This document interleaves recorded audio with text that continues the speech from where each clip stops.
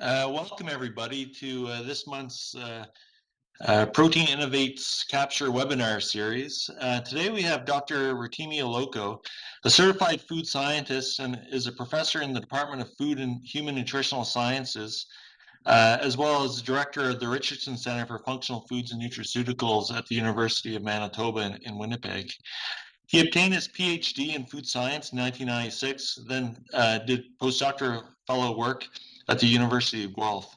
He was also a research scientist with Agriculture and Agri-Food Canada here in Saskatoon. In 2001, he joined the University of Manitoba as an assistant professor and became full professor in 2010. His work focuses on the structure function properties of food proteins, bioactive peptides, with special focuses on oil seeds and pulses. In addition to his 248 peer-reviewed publications, he holds 2 patents on bioactive peptides, one of which was licensed to a Canadian nutraceutical company for the purpose of commercialization. The American Chemical Society has featured novel scientific discoveries from his lab twice as global press releases. And Dr. Aluko has trained over 80 people in various areas of food chemistry and human nutrition. He received the University of Manitoba Merit Award in 6 different years for outstanding achievements in research and service. Dr. Aluko is a fellow of the Canadian Institute of Food Science Technology, the Institute of Food Technologists, and the American Oil Chemist Society. He currently serves as an editorial chief for the Journal of Food Biochemistry and associate editor for Current Topics in Nutraceutical Research journal.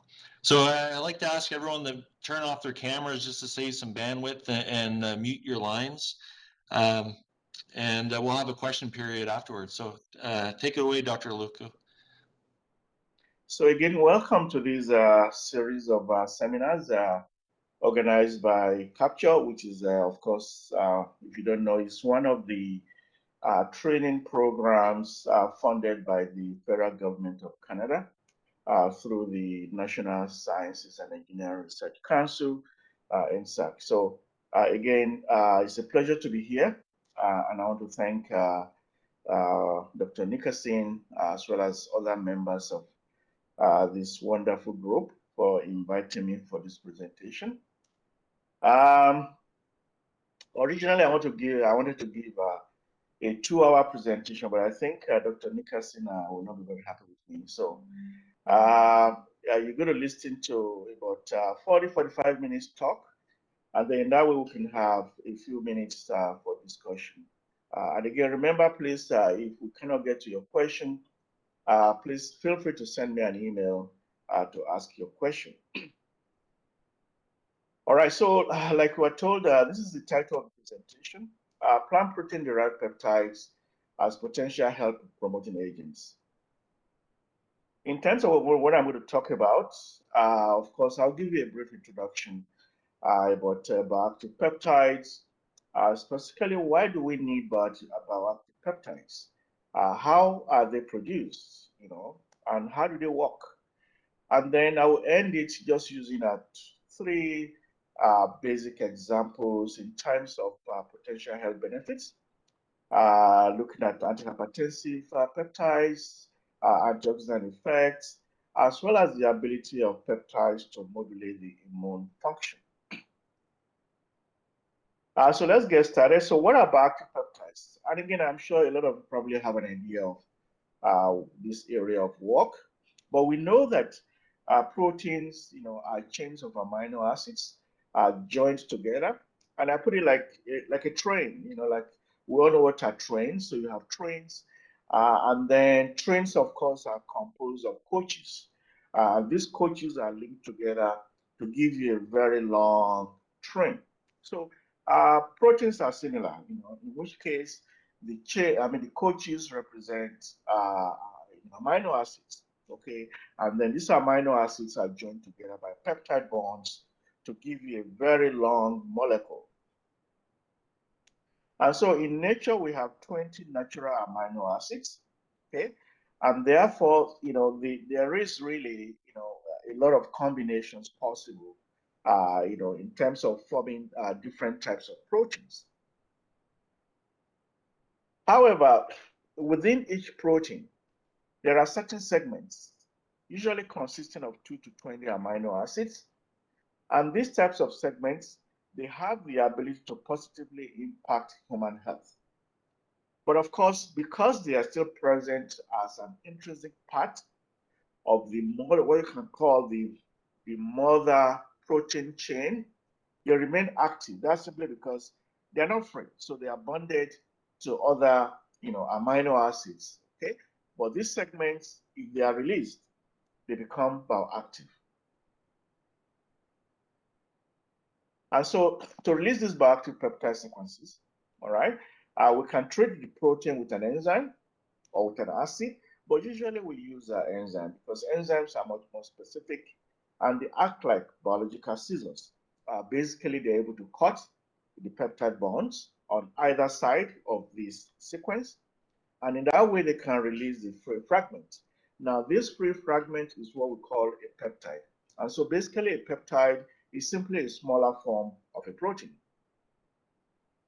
And once released, the peptide can then be tested for potential health benefits using various in vitro and animal experiments. And finally, if the animal experiments are positive, we can actually confirm the human benefits using human intervention trials. Okay, and of course, if it's successful at the level of human intervention trial, the government actually permits you to have what we call a health claim, whereby you can put it on the label and say, this product can do this for you in terms of health benefits. So in terms of proteins, all right, so if we have a chain of protein like this, excuse me, so if you have a protein like this, I have represented, the different peptides with different colors. So again, this is an sort of, a simple representation of what a protein looks like. But assuming that each of these color represents different peptides. So if we add an enzyme, okay, remember an enzyme is a biological scissors. So it can cut, okay, at these various points. And basically the effect, okay, is that this long chain protein is now converted into shorter forms, which are called peptides. And so you have within here, pointer. Okay, so you have within here a pool of peptides that were released from the protein as a result of the activity of the enzyme. This pool of peptides is called a protein hydrolysate, all right? And so a protein hydrolysate would consist of different peptide sizes in terms of the length, in terms of the amino acid composition, and even in terms of how the amino acids are arranged. And so when you consider the fact that we have 20 amino acids in nature, the possibility, the arrangements of these amino acids to get different peptides is almost infinity. All right. And so we can get different types of peptides in these types of protein hydrolysate. But the key thing to note is that some of them are active while others are not. And so those that are active can work synergistically to increase the potency of the hydrolyzate. All right. But if you have antagonistic interactions, and of course, the potency will be very poor.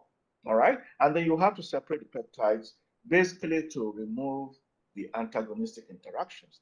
And that is why most of the time, when you prepare hydrolyzate, okay, you can actually achieve increased activity by separating these peptides. Okay, because again, remember, this pool consists of peptides that are active, those that are not active.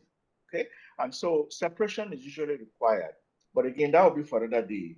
We're going to focus mostly on protein hydrolysate simply because of the effect of time. We don't have enough time to consider all the separation methods we have. So why do we need bioactive peptides? Some people might ask. We have drugs, of course.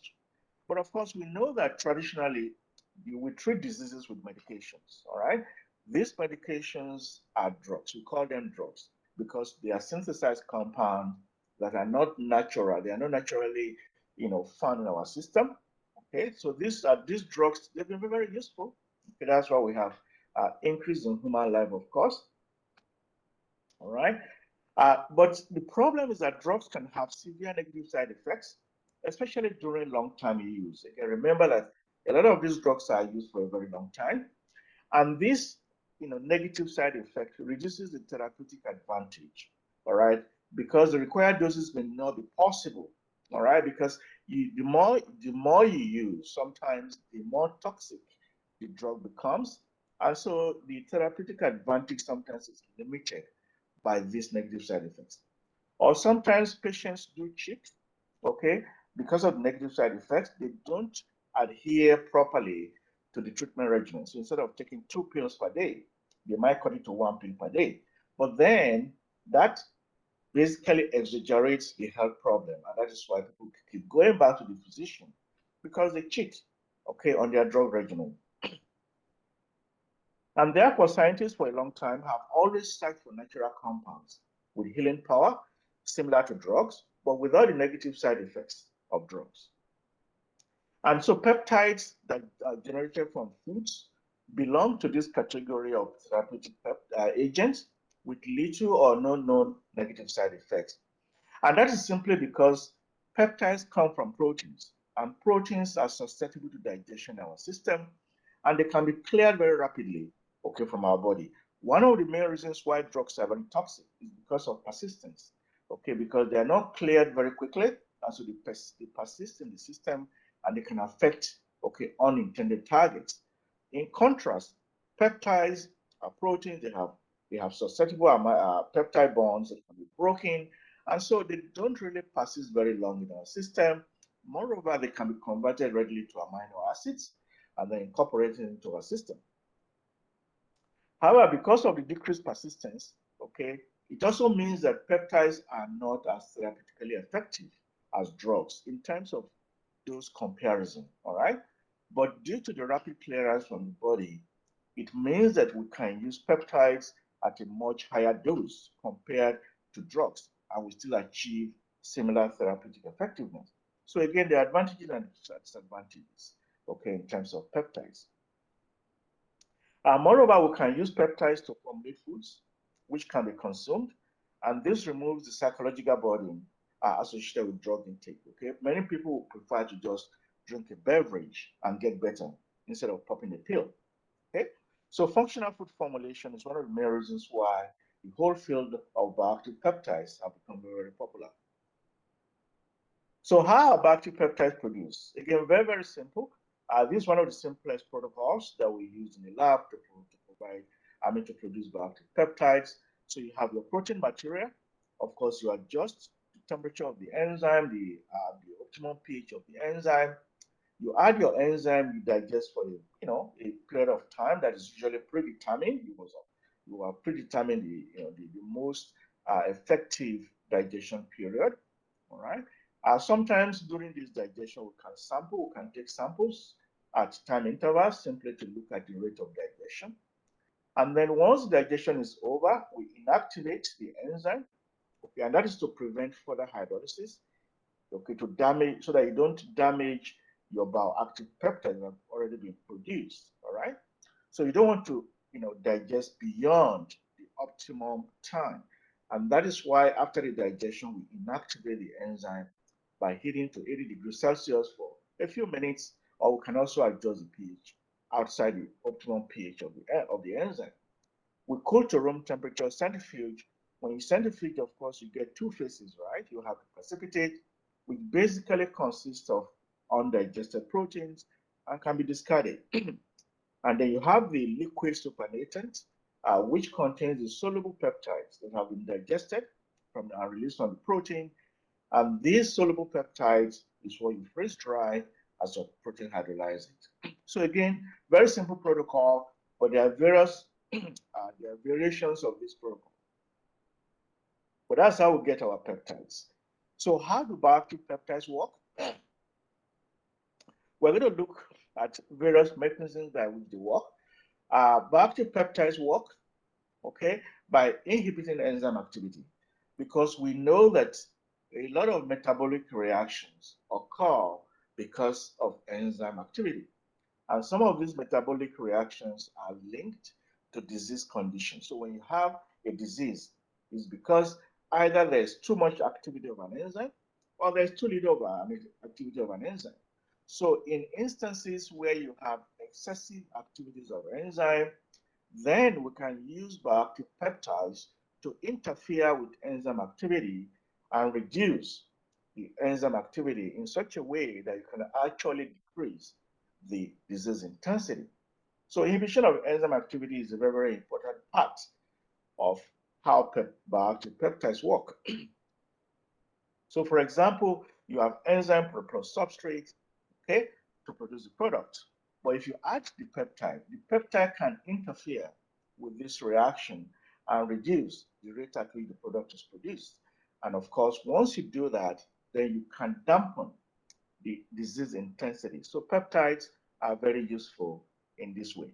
Okay, so the mechanism by which they work, very simple. They can bind to the active enzyme site to prevent or to delay substrate entry, because the substrate must enter into the enzyme active site pocket before the substrate is converted into the product. Sometimes the peptides, they can occupy the active site and of course prevent or delay the entry of the substrate, and that is how you can reduce the enzyme activity. Sometimes also the peptides will bind to the non-active site of the enzyme in such a way that once the peptide binds to the non-active site, the conformation of the active site changes, okay? And that reduces the entry rate of the substrate, all right? So again, different methods of binding. And sometimes one of the good things with peptides is that it can actually work both ways. You have peptides that can not only bind to the non-active site, but it can also occupy the active site. And that is one of the advantages of these peptides. So a very good example is the in vitro inhibition of calmodulin-dependent phosphodiesterase by flaxseed peptides. So again, you can see here, we basically use peptides from flaxseed to see how they can inhibit activity of this enzyme. And you can see that we have different rates depending on the peptide sequence. All right, you have those here that can inhibit up to 80% of the activity of the enzyme.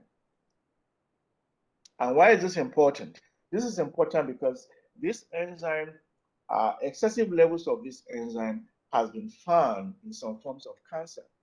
And so if you can limit the activity of this enzyme, then of course you can reduce, okay, the pathological intensity of such cancers.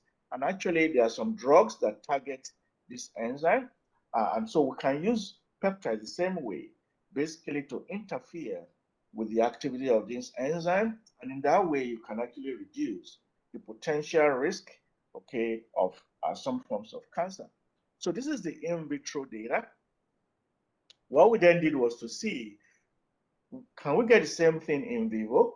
All right, so we have some rats, and these rats were then devaged, okay, with these peptides. And after ingesting the peptides, we checked the activity of the enzyme in the blood of the rats. So after 30 minutes, this is what is left of the enzymes after 30 minutes. So again, 100% means there is no inhibition. But you can see here that all the peptides were able to reduce the activity of this enzyme in the rat blood after 30 minutes, okay? After 60 minutes, you can see that some of the peptides started to lose activity, okay, as shown by increase, okay, in the level of the enzyme activity. In contrast, the tripeptide AGA, okay, actually was more effective after 60 minutes than 30 minutes. And after 90 minutes, basically most of the peptides were no longer active, and the activity of the enzyme in the blood returned to about 100%. But the tripeptide was still about 10% active. But again, I've shown this to illustrate the fact that peptides can be absorbed into the blood. They can interfere with enzyme activity, not only in vitro, but in vivo. And in this way, they can be very useful to modulate various forms of diseases. And then in terms of blood pressure, we have also done some work looking at the inhibition of renin and angiotensin converting enzyme by hemp seed protein hydrolyzate. This is the in vitro data. Okay, so you can see here in vitro, the hydrolyzate, the hemp seed protein hydrolyzate, was able to inhibit about 70% activity of angiotensin converting enzyme and about 35% of the activity of renin. These two enzymes are the critical enzymes responsible for control of human blood pressure. All right. And so for people that have hypertension, not all of them, but in most cases, what you call systemic hypertension, people that have systemic hypertension will have high activity, excessive activities of one or both of these enzymes. And therefore, drugs have been developed for a long time to reduce the activity of these enzymes. And so we are doing the same thing using peptides. So in vitro, we're able to see inhibition of the activity of this enzyme by hemp seed protein hydrolyzate. What about in vivo? So in vivo, we tested the activity of this hydrolyzate in two types of rats. So we had the young rats. So the young rats represent a prevention phase. So because the young rats, as they grow, they develop hypertension. So we tested the hypothesis that if the hemp seed hydrolyzate is given early in life, can it actually prevent the rat from developing hypertension? Okay, and this is the data, and you can see very well. Okay, we look at the content, okay, the level, all right, of the two enzymes that I just talked about, renin and ACE. Okay, you can see this is for ACE, all right, and so you can see at the prevention stage, you can see that the incorporation, all right, of the hemp seed protein hydrolyzate in the diet reduced, okay, by about almost 60% the activity of plasma ACE, all right, showing that these peptides not only work in vitro, but can also work in vivo. And also for the treatment phase represents a situation where the person already has hypertension, all right? And so the objective here is to treat the hypertension, not to prevent. All right, so this is a case where they already have the hypertension.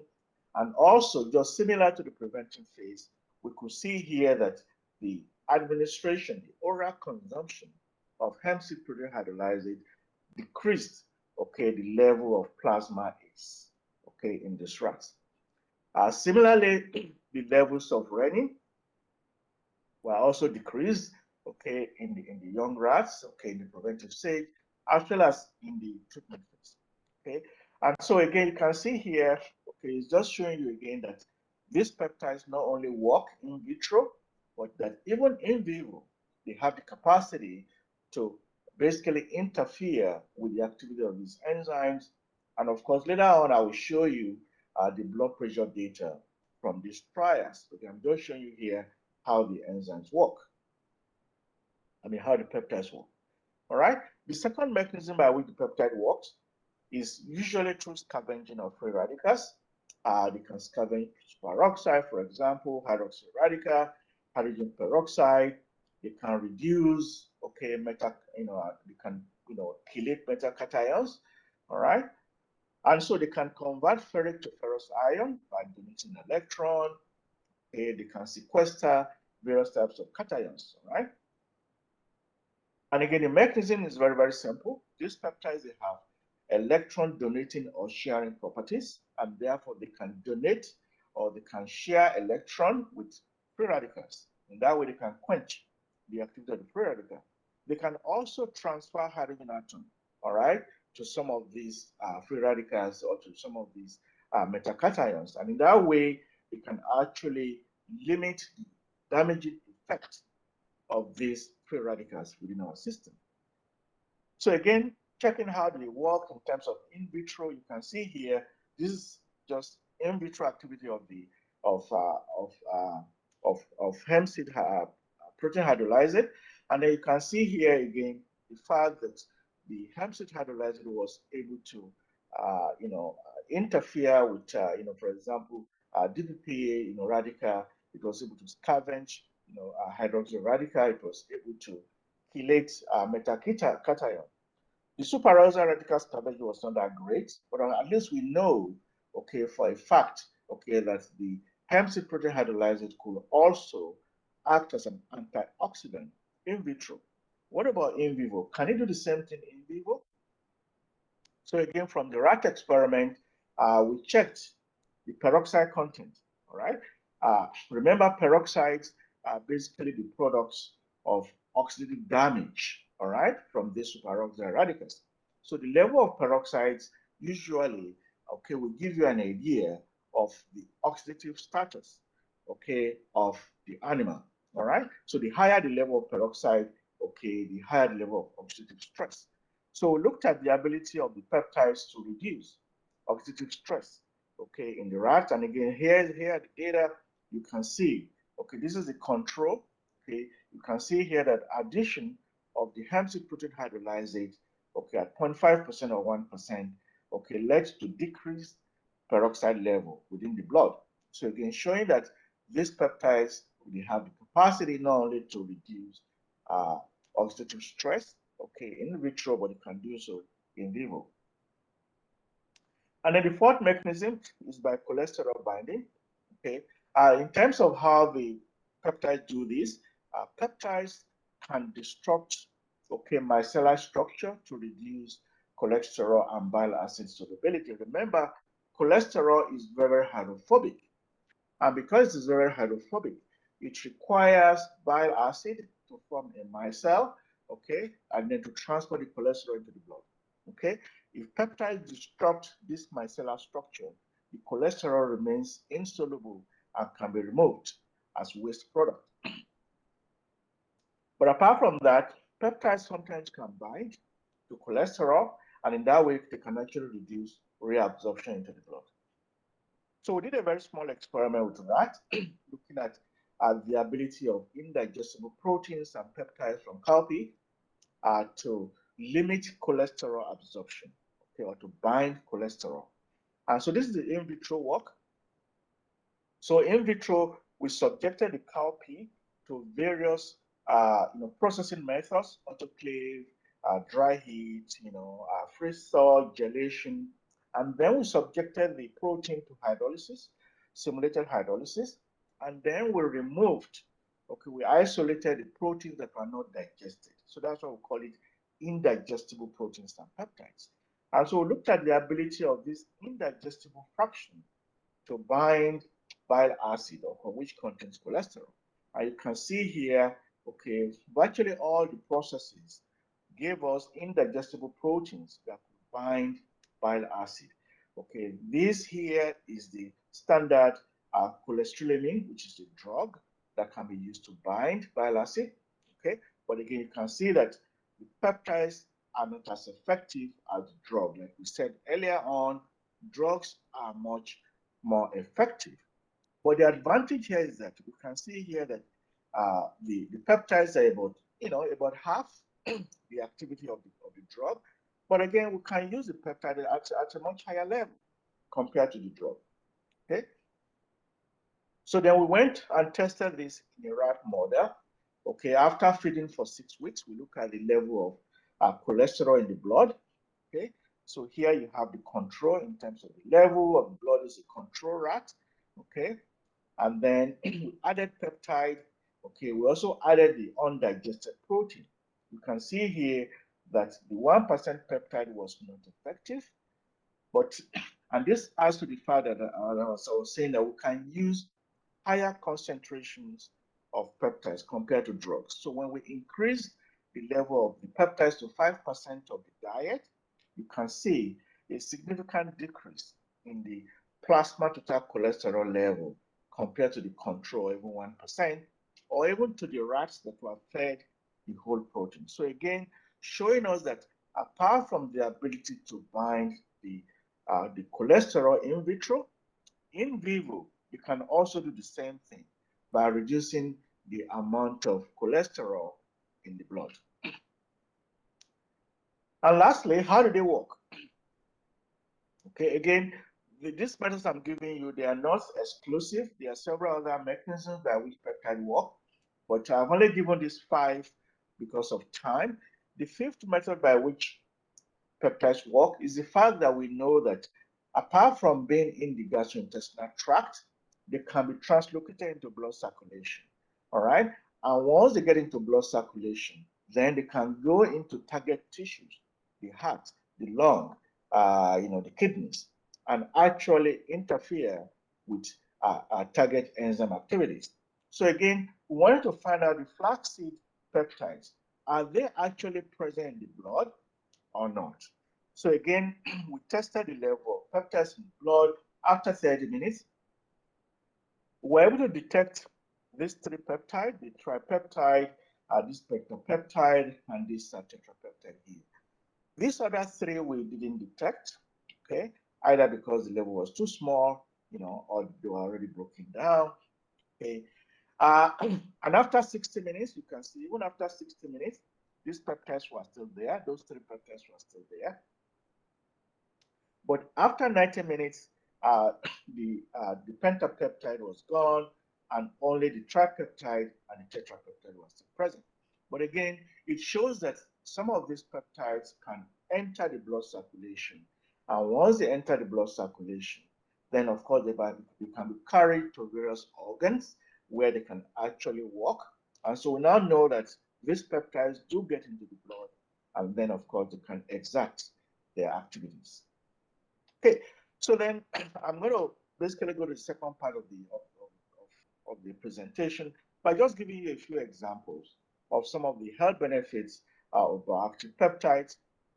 So one of the earliest work we did when I came to the University of Manitoba, this already almost 15 years ago, is looking at the ability of pea protein hydrolyzate, okay, to reduce blood pressure, okay, in kidney disease. Because the reason being very simple. People with kidney disease, majority of people with kidney disease will actually die of the hypertension before their kidney fails, before kidney failure, all right? And that is because, of course, of the damaging effects of hypertension on the system. So we want to look at the ability of a pea protein digest to actually reduce blood pressure in a polycystic kidney disease rat. And so again, you can see systolic blood pressure. Okay, the green bar and the green line here simply represents the control rats that were not fed any pea protein digest. You can see continuous increase in blood pressure, very, very high, sometimes up to 170 millimeter mercury.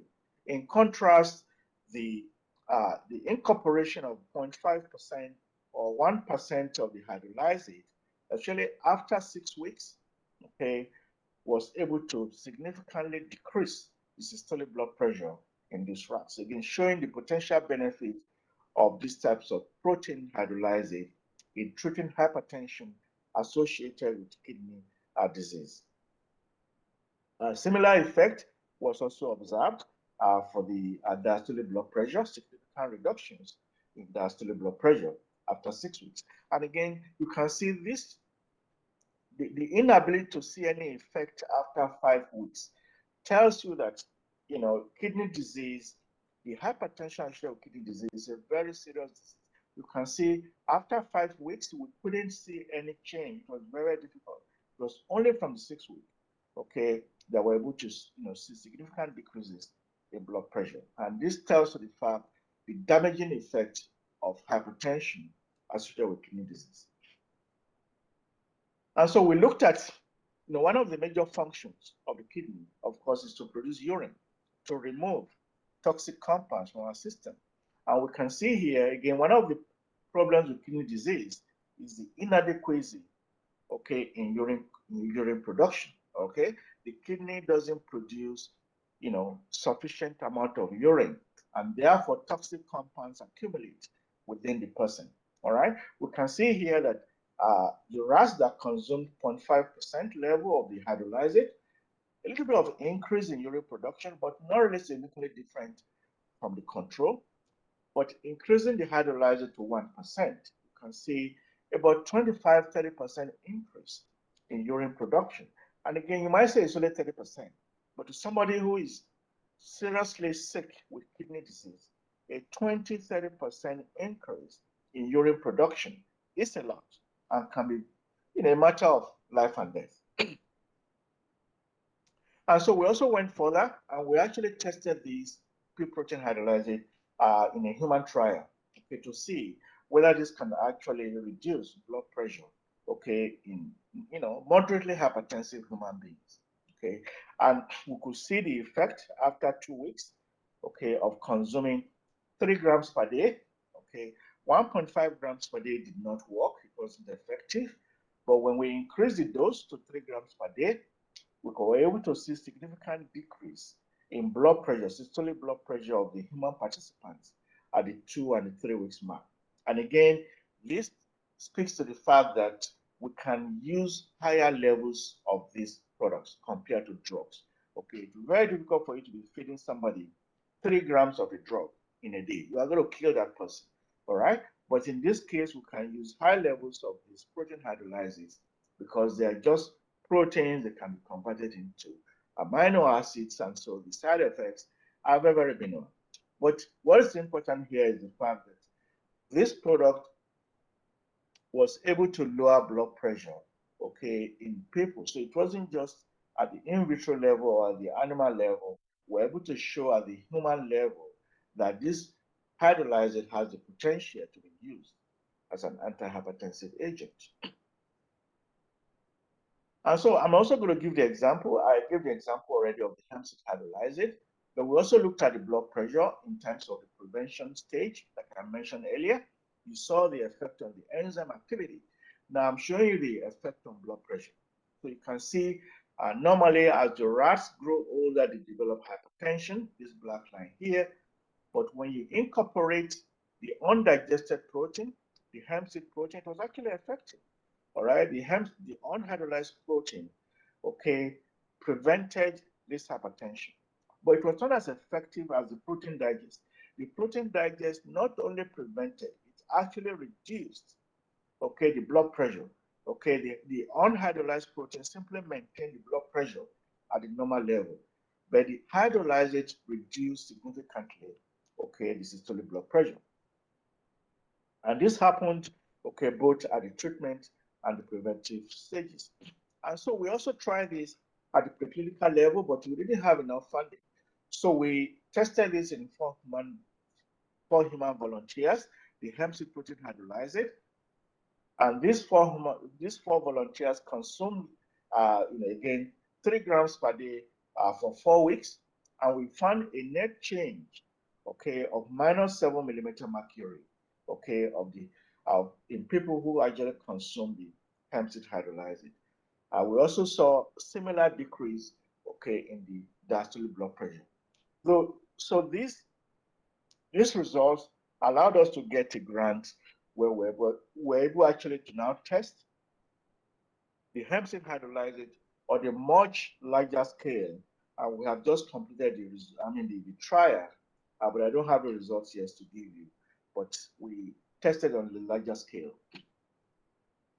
And so the second type of effect, okay, is antioxidant effect. So we looked at the ability of this hemp seed hydrolyzed to activate superoxide dismutase, which is one of the enzymes that helps to reduce oxidative stress by breaking down the very, very reactive superoxide radical.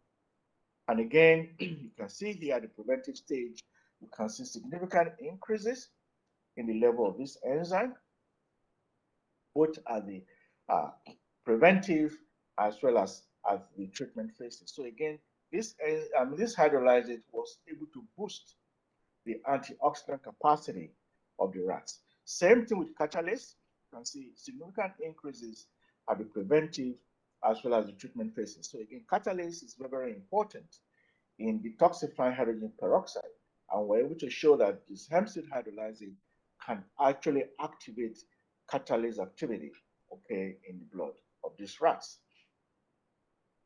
So we looked at the total antioxidant capacity of these rats, and we saw that really there was, fair increase, but not significant when you add the hydrolyzed from the beginning, okay, to prevent oxidative stress.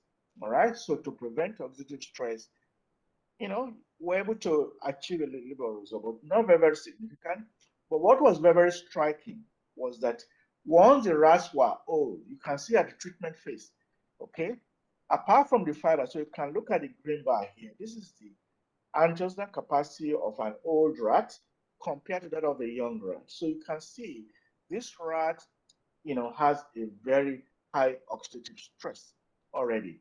Unfortunately, even addition of this hydrolyzate couldn't rescue, okay, the original oxidative capacity, antioxidant capacity, okay, simply showing that as we get older, all right, we lose, okay, this antioxidant capacity, and that's what's responsible for, eventually all these chronic diseases.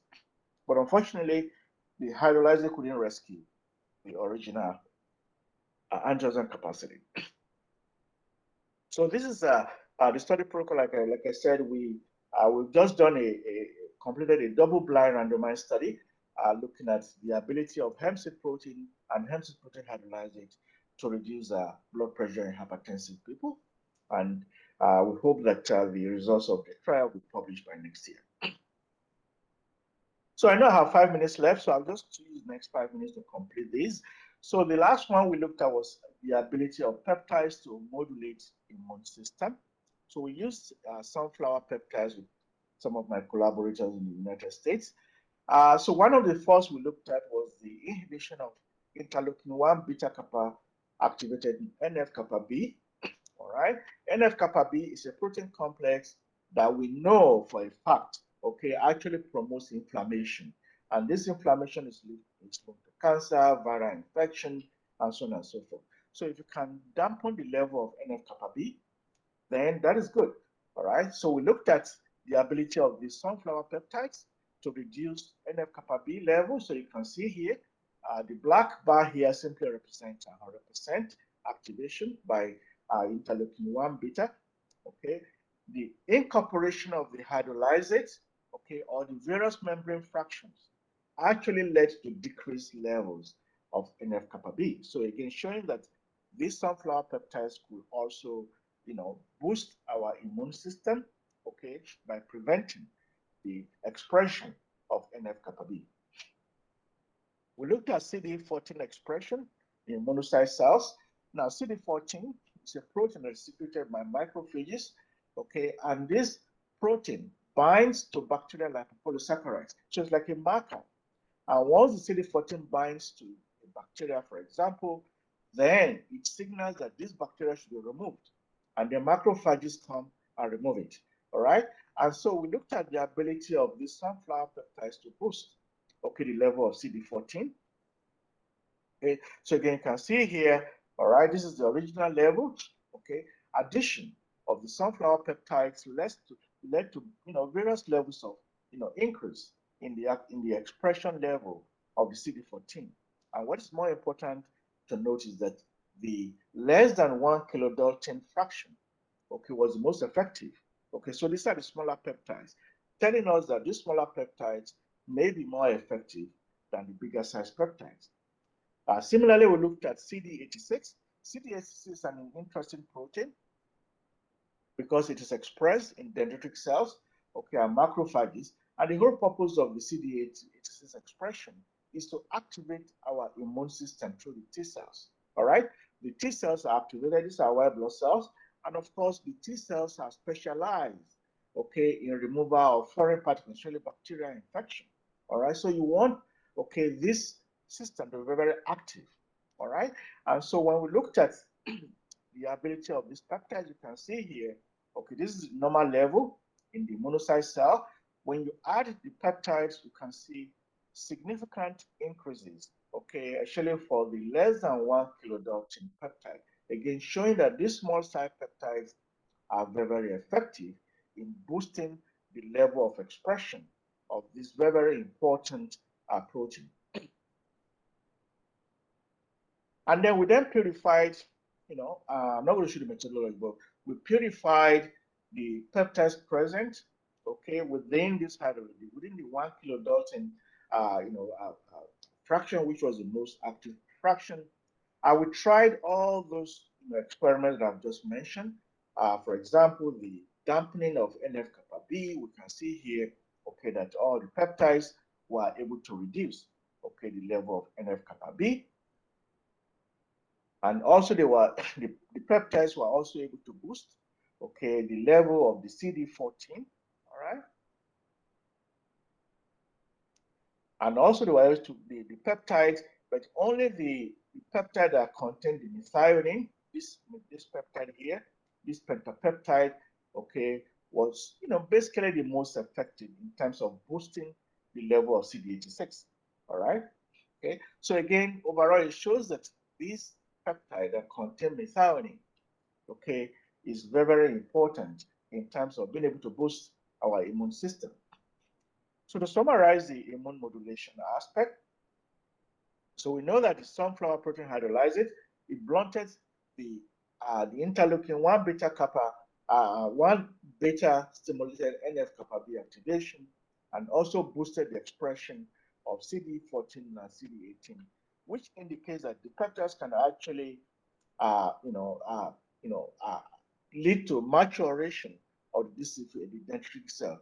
These dendritic cells are responsible. Okay, they're like what you can call security guards, looking out for foreign materials, okay, to destroy.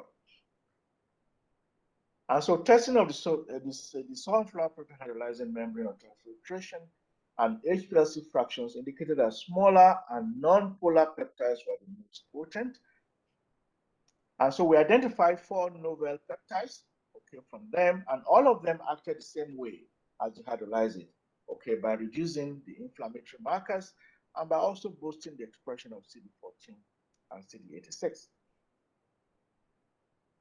Like I said, the one that contained methionine, okay, was the most potent immune modulatory peptide across all the cellular assays, and we attributed these to the presence of methionine, okay, because of the presence of that sulfhydride group.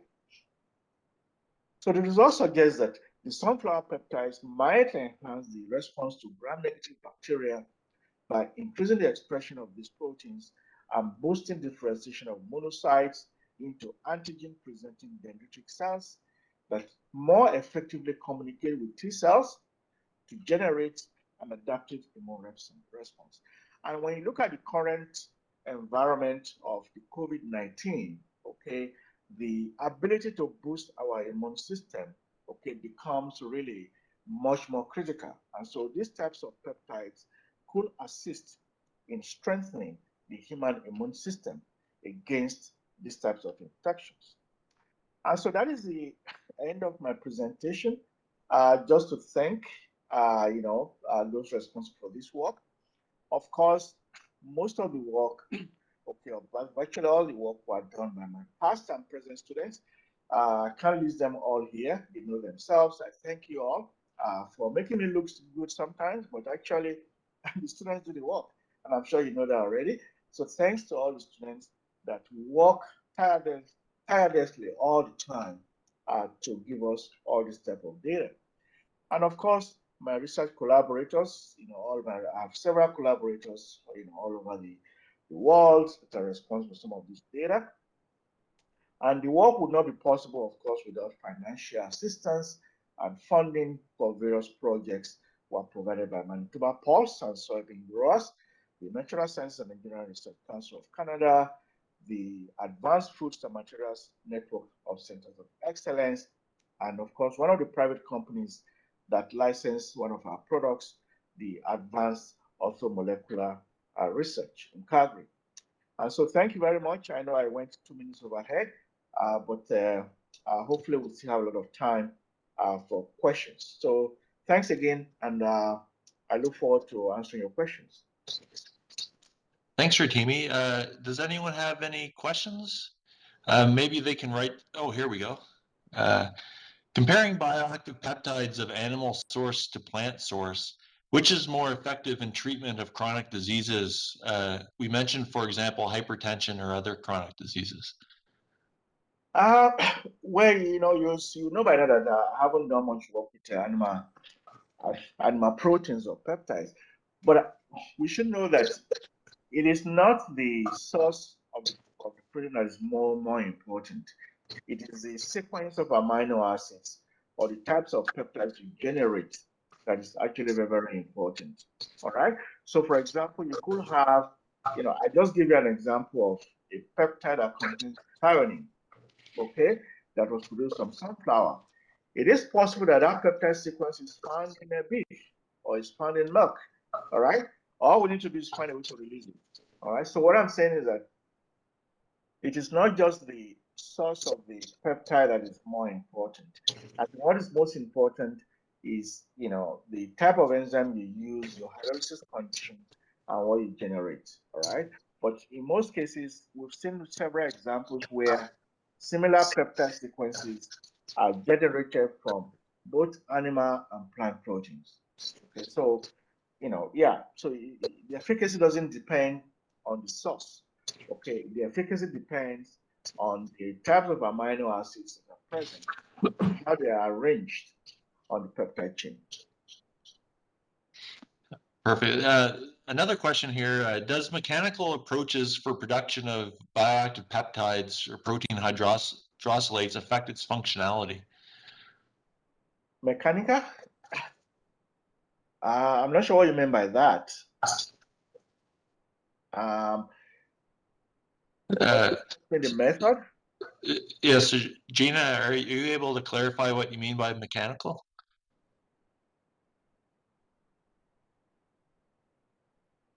Okay. Are you able to? You can unmute yourself. Oh, processes apart, maybe like shearing or something. Oh, okay. So apart from enzyme, I mean, it is possible, but the problem with non-enzymatic protocols is the fact that it is very difficult to predict or to have consistency in your product properties and characteristics. Okay, remember that enzymes are very specific. Okay, they will cleave only at certain points, and so you can be very confident. Okay, in terms of not only the amount of peptide you're going to produce, but the activity of the peptides. All right. But when you use a mechanical process, say you heat fractionation, or you use, I don't know, any non-enzymatic process, because they are not very specific. Okay, they can give you a very active product today. You do the same thing tomorrow, and the product might not be very active. So I think, yeah, it is possible. You can, any method that will break apart the peptide bond in a protein will give you peptides. I think the only problem is how consistent the product is going to be. Okay, enzymes usually give you more consistent products. Yeah. Maybe I'll ask a question while people do the chat. How do you determine the dosage of the peptides to elicit a health promoting effect? Yeah, good question. We normally try to do that from animal work. That's why usually you want to progress from in vitro to animal work, and then from animal work you go to human trial. So from the animal work, there's an equation that has been published. There's an equation published in a couple of years ago, on how to translate animal dose, okay, to human dose. So that actually is quite easy. All you need to do is you have your animal dose, you plug it into that equation, and it will give you the human dose equivalent. Okay. Yeah. Okay. Another question here. What methods are used for peptide detection and quantification in plasma? You can use, there are two main methods to use. You can use the labeling method, whereby you take your plasma, your serum, you label it with something, with either a fluorimetric compound or something that absorbs somewhere, just like you would do with amino acid detection. Like you can use the pico tag, all right? But sometimes the problem with trying to do that is, some of the chemicals you use are very harsh, and so it might actually affect the peptide. All right, but if you are sure that you can label your peptide, very well, sure, there are labeling labels, and then once you label your peptides, now you can measure either fluorescence or absorbance. Okay, but the one we used was a non-labeled part. Okay, whereby you actually, it's a tandem mass spec, okay? So use a tandem mass spec. So you have your standards. So you run your standards, you get a fingerprint of the tandem mass spec of your standard peptide, all right? And then you also know the elution point on the chromatography. And so you can then compare that to what you have from your plasma. And that way you can actually identify the type of peptide in the plasma using tandem mass spectrometry. We use tandem mass spectrometry. Perfect, thank you. Does anyone else have any questions? So Marlene Sardana here. Thank you so much for a very nice presentation, Rotimi. I really enjoyed. Thank you. My question is about the purity of the peptides. What is the purity of the peptides? And also to talk about the molecular weight of the peptides. Yeah, I mean, you mean the ones we used? So right? you were commenting on some of your studies about the purity. You said that you guys purify the peptides. Okay. So my question is, how much did you purify it? And I know that you use different combinations of methods to get this purification. And also the molecular size, like, when sometimes you hydrolyze, of course, you try to get these peptides, and sometimes also can get some amino acids, maybe. Yeah. Comments on that? Thank you. Yeah.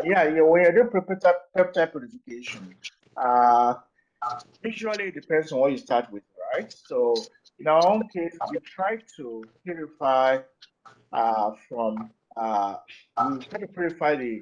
the smaller peptides, usually less than 3 kilodalton. Okay.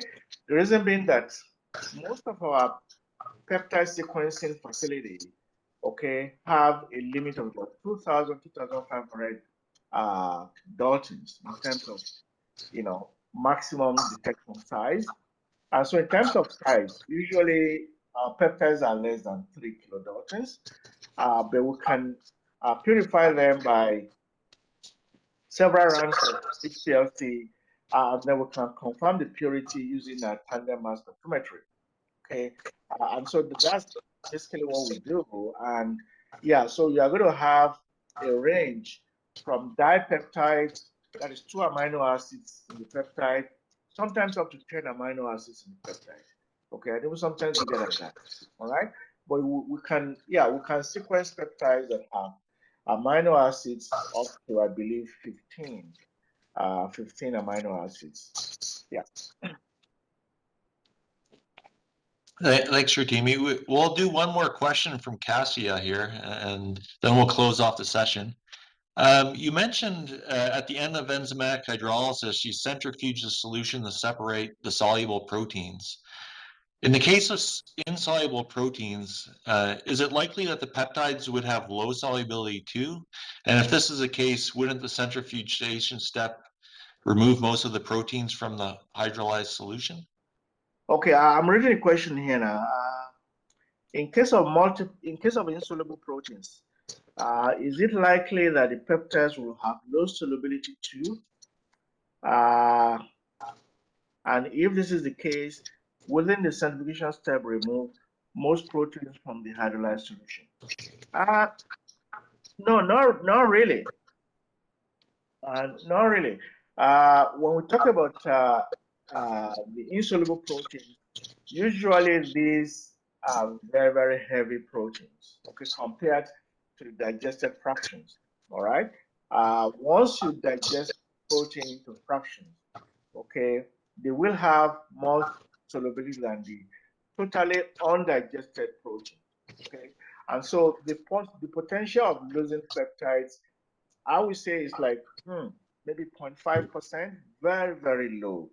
The digested peptides usually are very, very soluble, okay, compared to the protein.